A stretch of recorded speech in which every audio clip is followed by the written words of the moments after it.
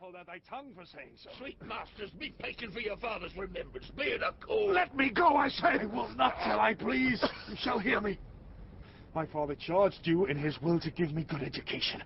You have trained me like a peasant, and I will no longer endure it. Therefore, allow me such exercises as may become a gentleman, or give me the poorer lottery my father left me by testament. With that I will go buy my fortune. And what wilt thou do? Beg when that is spent? Well, sir, get you in. I will not long be troubled with you. You shall have some part of your will. I pray you leave me. I will no further offend you than becomes me for my good. Get you with him, you old dog! Is old dog my reward? Most true. I've lost my teeth in your service. God be with my old master. He would not have spoke such a word. Is it even so? Begin you to grow upon me? I will physic your rankness, and yet give no 1,000 crowns neither. Holla, Denis! Oh, your worship. Was not Charles, the Duke's wrestler, here to speak with me? So please you, he is here, and importunes access to you. Call him in. He'll see you now. 'Twill be a good way. And tomorrow the wrestling is. Good morrow to your worship. Good, Monsieur Charles. What's the new news at the new court? Well, there's no news at court, sir, but the old news. That is, the old Duke is banished by his younger brother, the new Duke, and 3 or 4 loving lords have put themselves into voluntary exile with him. Can you tell of Rosalind, the Duke's daughter, be banished with her father? Oh, no. For the Duke's daughter, her cousin so loves her, being ever from their cradles bred together, that she would have followed her exile, or have died to stay behind her.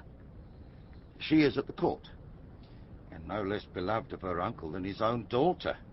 And never 2 ladies loved as they do. Where will the old Duke live? They say he's already in the Forest of Arden, and are many merry men with him.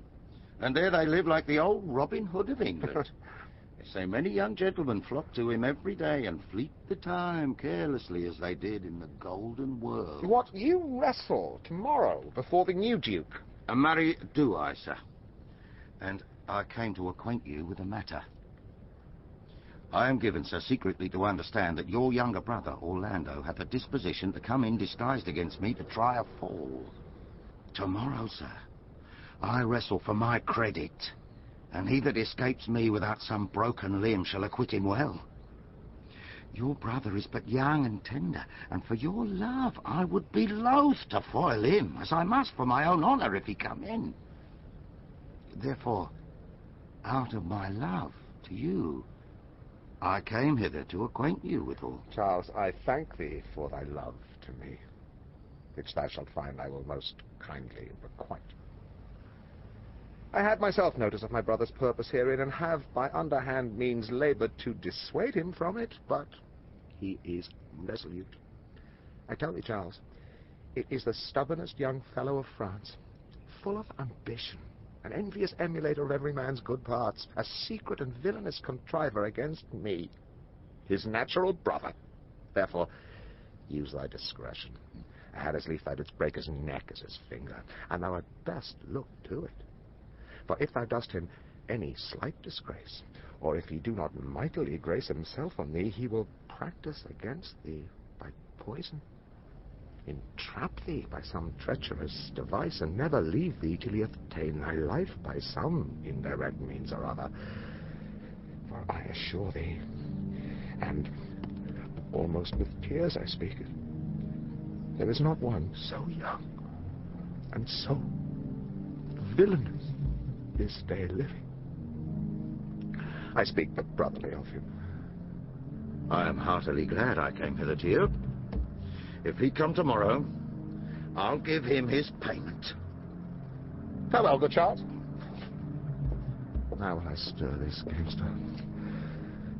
I hope I shall see an end of him, for my soul, yet I know not why, hates nothing more than he. Yet he's gentle, never schooled and yet learned, full of noble device, of all sorts enchantingly beloved, and indeed so much in the heart of the world, and especially of my own people who best know him, that I am altogether misprized. But it shall not be so long. This wrestler shall clear all. Nothing remains but that I kindle the boy thither, which now I'll go about.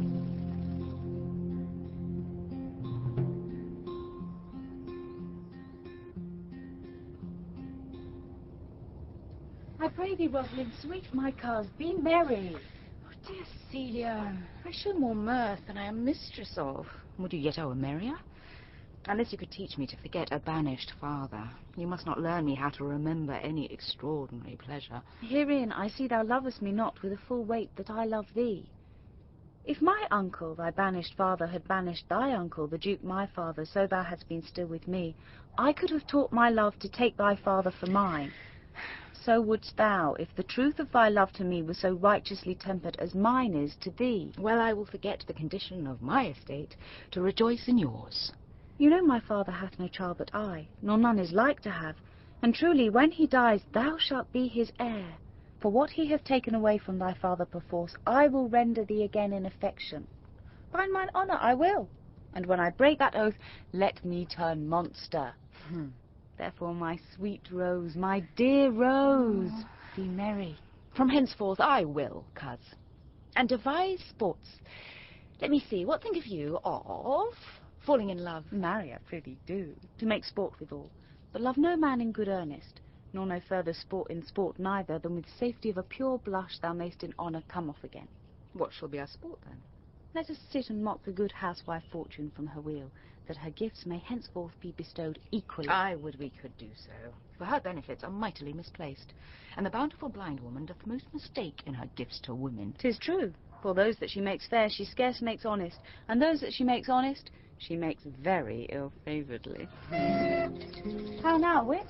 Whither wander you? Mistress, you must come away to your father. Were you made the messenger? No, by mine honour, but I was bid to come for you. Where learned you that oath, fool? Of a certain knight that swore by his honour there were good pancakes, and swore by his honour the mustard was naught. Now I'll stand to it, the pancakes were naught, and the mustard was good, and yet was not the knight forsworn. How prove you that in the great heap of your knowledge? Stand you both forth now, stroke your chins, and swear by your beards that I am a knave. By our beards, if we had them, thou art. By my knavery, if I had it, then I were. But if you swear by that is not, you are not forsworn. No more was this knight swearing by his honour, for he never had any. Prithee, who is that thou meanest? One that old Frederick, your father, loves. My father's love is enough to honour him. Enough. Speak no more of him. You'll be whipped for taxation one of these days. The more pity that fools may not speak wisely what wise men do foolishly. Why, my troth, thou sayest true. For since the little wit that fools have with silence, the little foolery that wise men have makes a great show. Here comes Monsieur Lebeau, with his mouth full of news, which he will put on us as pigeons feed their young. Then shall we be news-crowned. Bonjour, Monsieur Lebeau. What's the news? Fair princess, you have lost much good sport. Sport of what colour? What colour, madam? How shall I answer you? As wit and fortune will. Or as the destinies decree? Well said, that was laid on with a trowel. Nay, if I keep not my rank. Thou losest thy old smell. Boom. You amaze me, ladies. I would have told you of good wrestling, which you have lost the sight of. Oh, yet tell us the manner of the wrestling. Well, I will tell you the beginning, and if it please your ladyships, you may see the end, for the best is yet to do, and here, where you are, they are coming to perform it. Well, the beginning. Well, there comes an old man, and his 3 sons, 3 proper young men, excellent growth and presence. The eldest of the 3 wrestled with Charles, the Duke's wrestler, which Charles, in a moment, threw him and broke 3 of his ribs, that there is little hope of life in him. So he served the 2nd, and so the 3rd. Yonder they lie. The poor old man, their father, making such pitiful dole over them that all the beholders take his part with weeping. But what is the sport, monsieur, that the ladies have lost? Why, this that I speak of. It is the first time that ever I heard breaking of ribs was sport for ladies. All right, I promise thee. But is there any else longs to see this broken music in his sides? Is there yet another dotes upon rib-breaking? Shall we see this wrestling, cousin? You must if you stay here, for here is the place appointed for the wrestling, and they are ready to perform it. Yonder sure they're coming. Let us now stay and see. Come on, since the youth will not be entreated, his own peril on his forwardness. Is yonder the man? Even he, madam. Alas, he's too young, yet he looks successfully. How now, daughter and cousin? Are you crept hither to see the wrestling? Aye, my liege. So please you give us leave. You will take little delight in it, I can tell.